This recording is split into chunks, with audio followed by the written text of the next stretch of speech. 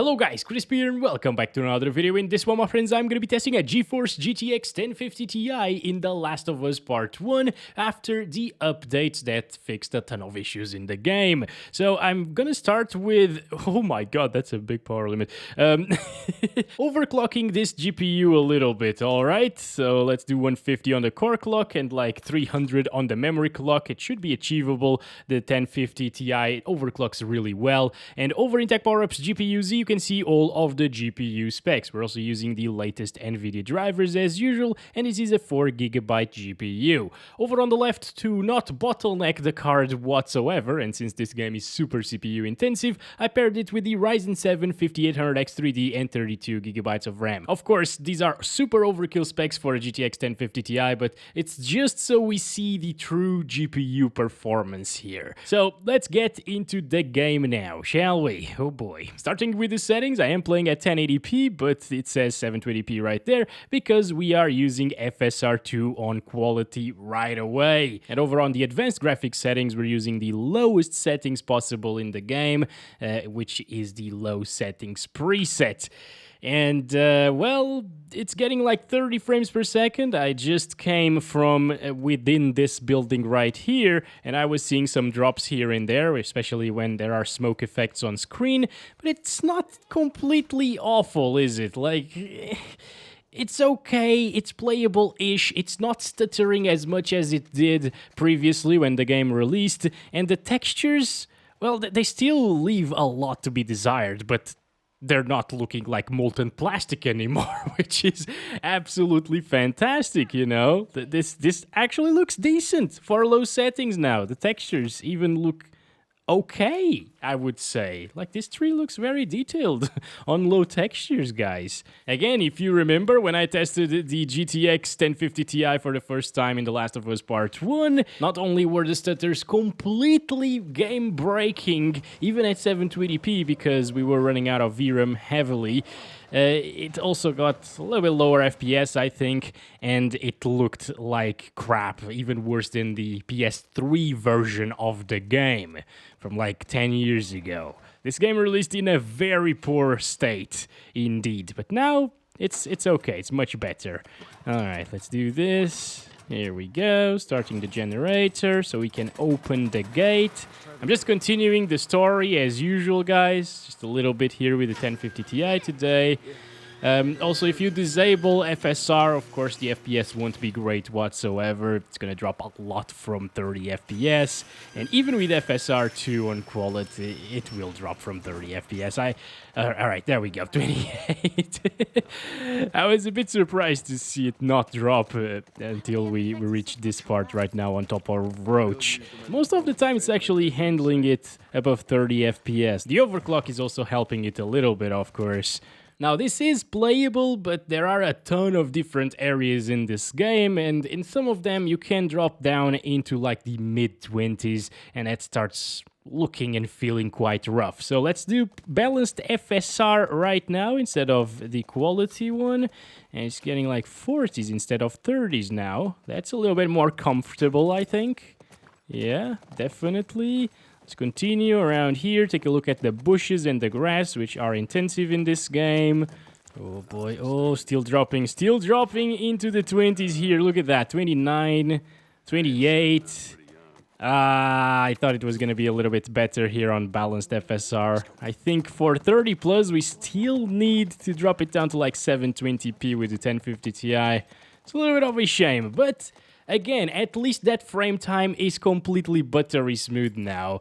We have no issues with that, and it could be playable. If you don't mind a couple of drops here and there from 30 FPS, it could actually be an enjoyable experience. Yeah, this is nice, guys. Not gonna lie, I really wasn't expecting it to look this good on low settings on a 4GB card, because whenever you were running out of VRAM previously, it wouldn't even load the textures. That's why it looked like molten plastic on low settings.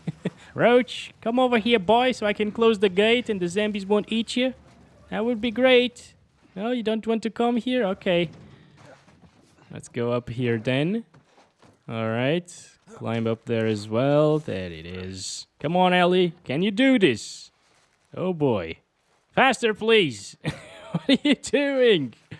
Oh, she can't jump. Okay. All right. Oh, no, she can. Are you serious? Why are you making me do this? Ellie, come on. You know what? I'm not going to go down there to catch you anymore. Oh, boy. Why is the camera looking down? Like, what the... Oh, there she is. Good stuff. Inside, FPS jump up by a little bit because there are no smoke effects. Basically, it will only drop inside if you see a ton of like volumetric lighting and stuff like that, and smoke as well. We should probably loot some things here. It's okay, guys. It's a little bit pixelated at the balanced FSR setting, but overall, I think I could definitely live with this. The game is now playable on a 1050 Ti. Let's try it at the native 1080p next. I'm just curious to see how it does. Oh boy. Oh, that's terrible. Oh, no. Stop looking down, game. Thank you. Yeah, so FSR is mandatory with the GTX 1050 Ti, guys. It just can't handle it without it. Native 1080p is way too high of a resolution for this little card. Oh, and there goes the stuttering. Okay, it started. Yep, it's starting to run out of VRAM heavily right now. Oh boy, we ain't alone. All right, yeah, I knew there were zombies here. RAM usage is going up because the VRAM is also maxed out. That's what happens. Yeah. Native resolution is just a complete mess here, but FSR solves all of the stuttering issues. So let's try it at native 720p resolution. All right, gotta resize that. So this is 720p without FSR. If you don't like the noisy look of FSR, this could be a way to play this game. Look at this, 40 frames per second. It's getting very similar FPS to what we were seeing at 1080p balanced FSR, maybe even slightly higher than that, which I wasn't expecting since FSR on quality actually renders the game at 720p. All right, that RAM usage, by the way, is at 18 gigabytes, pegged there. It didn't drop down anymore, but it's not stuttery, so everything is okay. I have a tough time looking at this thing, like the texture wasn't really there. But it's low settings at 720p, so what can you expect, right? This game also scales the textures with resolution from what I've seen, by the way. So the textures at 1080p, for example, are way worse looking than the same quality textures at 4K resolution. That happens in some games. And, right, a little bit of a cutscene right here because of the monkeys. Dropped into like the 30s, probably because of depth of field effects. I don't know if those happened, but or maybe because of the fur, I don't know. Now let's try it out with FSR2 on quality and 720p resolution. It shows that it's still running out of VRAM, by the way. But as we saw, it's okay. It doesn't really stutter because of it. Oh my god, oh my god, oh my god! What the hell are you doing, damn bastard? Hit him with a brick. There we go. All right, that's a nice axe. Oh, whoa. I got a machete, boys. Do not mess around with me. Holy. I'm going to swap for this one because the machete is almost broken. And we shall play it like this. This is a 60 FPS experience on average, surprisingly. A little bit of stuttering there. Probably loading in this new area. All right. Where are the bastards? There's one there. I'm going to try to do this without spending many bullets. Okay. Really don't want to waste bullets on these guys. There we go. That's a good one. Oh, let's go, Joel. Good stuff. The kills are just brutal in this game. It's insane. Now, the question is, would I buy this game to play at 30 plus FPS at 720p, lowest settings with the FSR quality? I don't think so. I think I would just get the money that I would spend on this game and buy some older, better games on sale, especially. Wait for the summer sale, for example, on Steam. That would be very, very nice idea. I think at 720, it's just not worth it to me. Basically, it comes down to I died. Okay.